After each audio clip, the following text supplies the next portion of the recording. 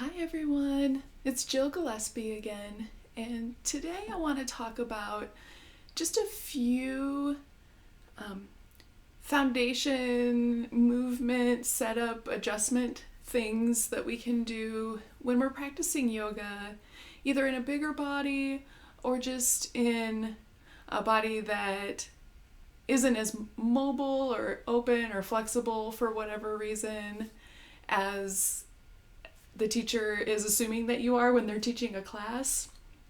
So you have a little bit of a toolkit in the back of your mind of how you can adapt some poses to your body when you're just trying to not be embarrassed in class and not feel bad for not being able to do exactly what the teacher's doing. And I think yoga has a lot of opportunity for us to bring compassion to ourselves and the body that we bring to our class and to our mat each day.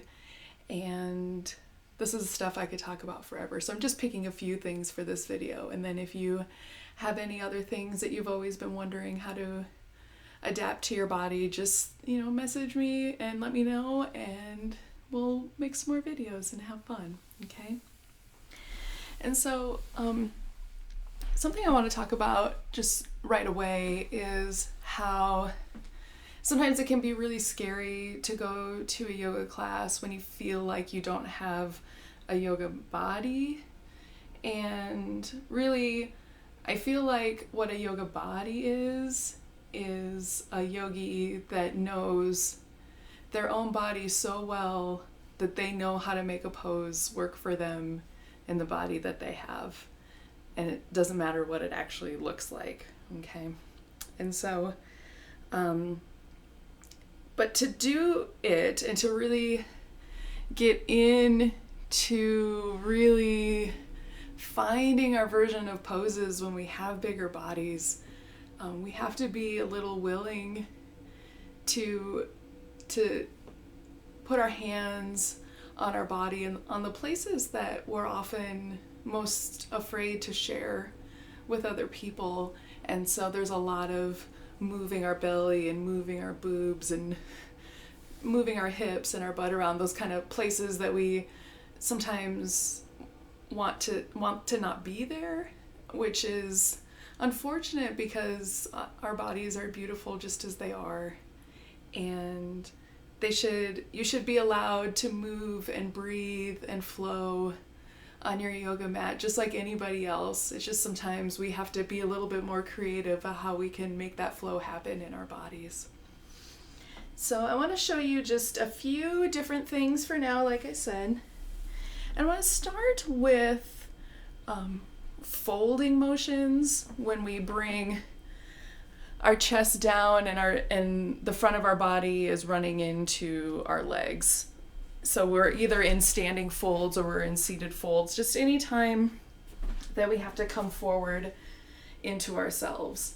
And so when I set up foundations for my yoga practice, I first want the students to place their legs under their body in a way that makes them feel really grounded and supported. And so sometimes that cue is put your feet together.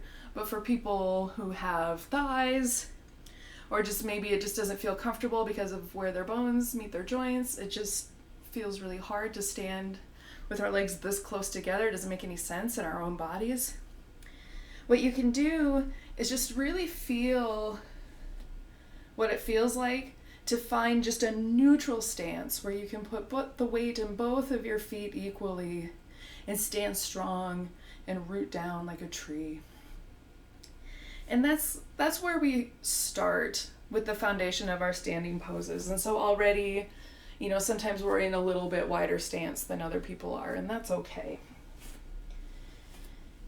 And then when we're asked to fold in any pose, after we've made space for ourselves and taken up space on our mat to really be present in our mat, that's when we need to maybe start saying, okay, body, we gotta do some adjusting. And so I can do, it's great. I can fold down and I can do a fold and it's fine, but it's not super structurally found here. And so when I prepare to fold in any shape, from seated, from standing, what you always want to do is fire up your glutes and imagine that the fold is coming from your gluteal fold, from your butt.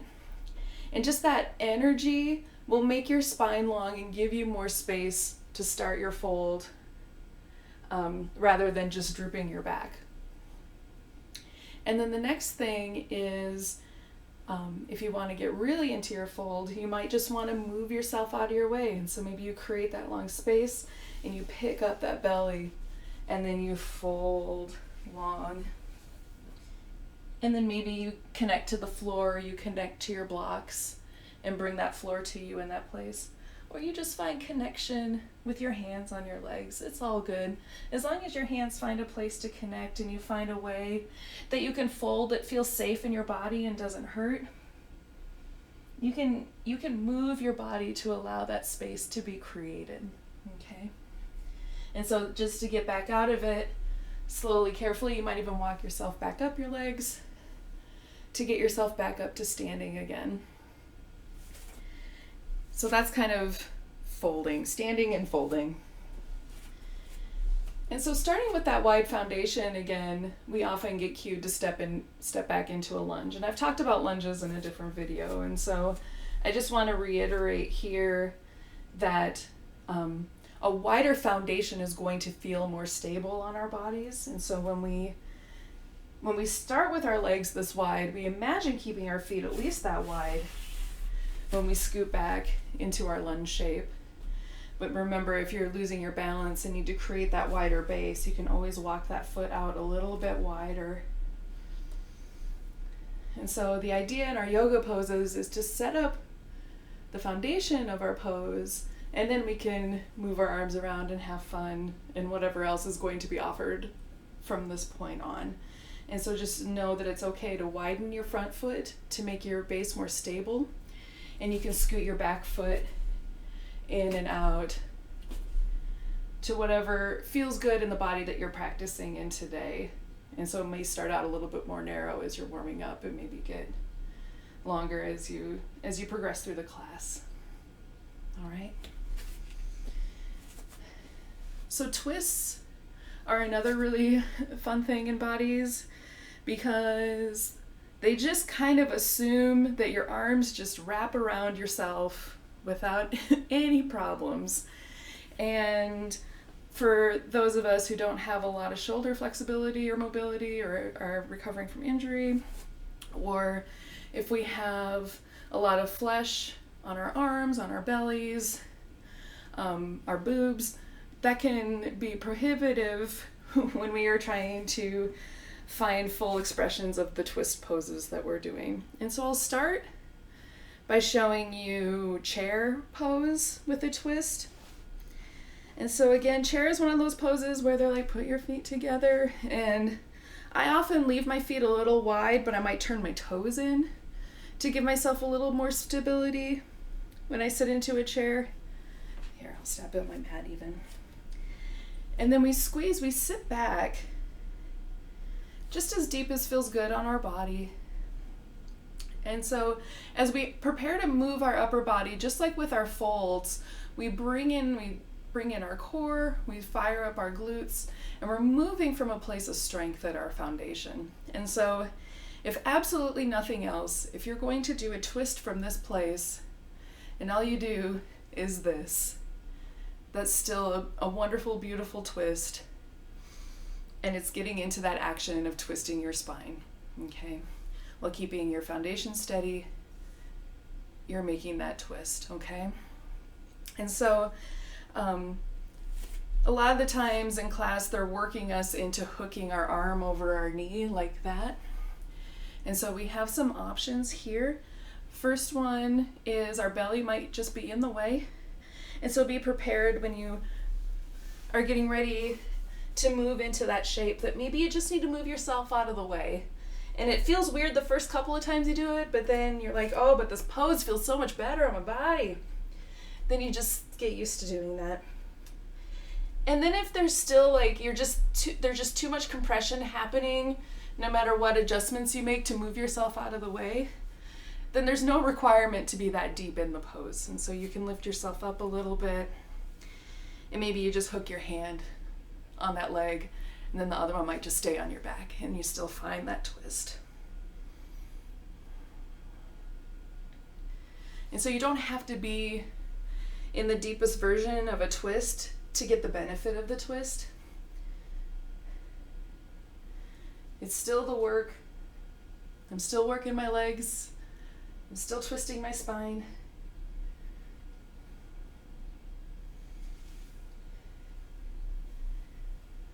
Still doing yoga. So then the more lungey version of that then is our twisted lunge. And so that will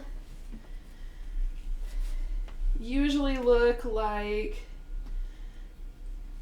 leaning forward and then twisting into your leg, which again brings our belly and our leg together. So we want to feel loving as we move our belly either into our legs or with us, so then we can make our pose, but also knowing that you can still make the pose even when you're not fully compressed in yourself. And then in the poses where you're reaching from the floor and twisting, so obviously your blocks will help lift you up so you're not dumping on yourself trying to reach the floor. But then you also can just make room for yourself by moving your arm just a little farther away and making the base of your twist just a little bit wider. So you don't have to be like right into your leg to do it. You can just give yourself some room when you set up for that twist there. So another cool thing that happens is we get asked to bind our arms together a lot. And so you just want to have a scarf or your strap and just think of it as an extension of your arms, so you can still make the connections without having to literally have your hands making the connection. The strap can be your hands. And so for our eagle arms, which is this pose here, you don't even have to do the binds. So number one, you don't have to do the binds. You can just do the action of pulling those shoulders forward and stretching without having to wrap your hands in themselves, right? So that's option one. Option two is, bringing your scarf along for the ride.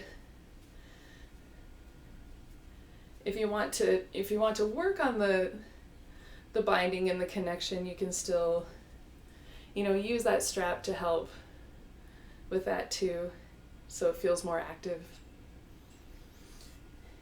And then when you're binding behind your back, it's kind of the same idea. If you're asked to do this pose behind your back, which happens a lot, clasping behind your back, well, the action is rolling your shoulders up, back, and down, and then just bringing your hands together. So you can also just do that holding a strap behind your back, because if you're too busy worrying about getting your hands together, then you're losing the integrity of the rest of the pose. And getting the hands to touch is probably like the least important part of doing a pose. So just know that you have the option to creatively use your strap to help your arms find their connection to each other. And then, like I said earlier, or you just don't even have to do the bind. You can just rest your hands on your back somewhere.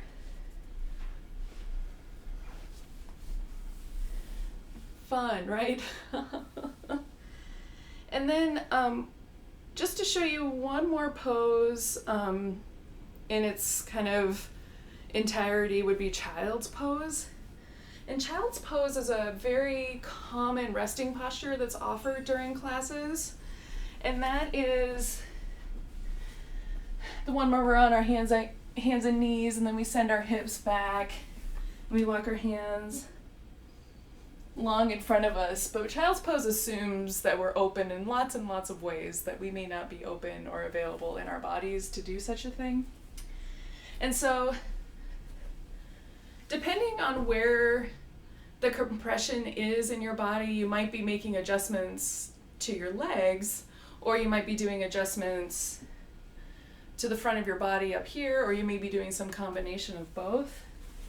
And so I usually, like in a vinyasa class, I usually have my blocks at my blanket. And so the first thing that happens when I need some more space in my child's pose is I keep my toes tucked and I open my legs pretty wide to allow my belly room to come down. And then my block or my blanket might come in under where my hips land for some support, so I don't feel like I'm just hovering with everything just compressed here. It kind of builds in a little bit more space for me to find some rest in this pose.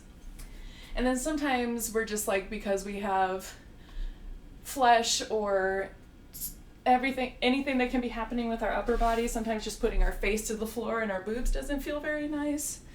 And so sometimes I'll use my blocks to help fudge an extra shoulder, and so sometimes I'll lean my shoulders onto the blocks, and then that can get my arms out of my face. It gets me some space so my face isn't right in my boobs.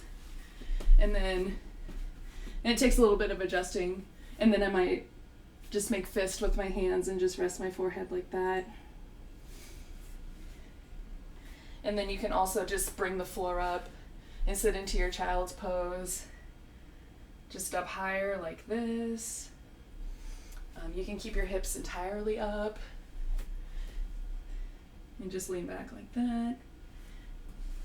Just know that when your teacher offers child's pose, you have a lot of different ways that you can find your variation of a child's pose. As a teacher, I've seen that pose look so many different ways on every single body, and so don't ever feel bad if you don't feel like yours feels right, because what is right is whatever doesn't make your body hurt and make you feel all kinds of discomfort. So that was pretty much all I needed to talk about for now. That's probably enough, but if you need anything else, I'm here for you. I love you, and I hope you're having a wonderful day. Bye-bye.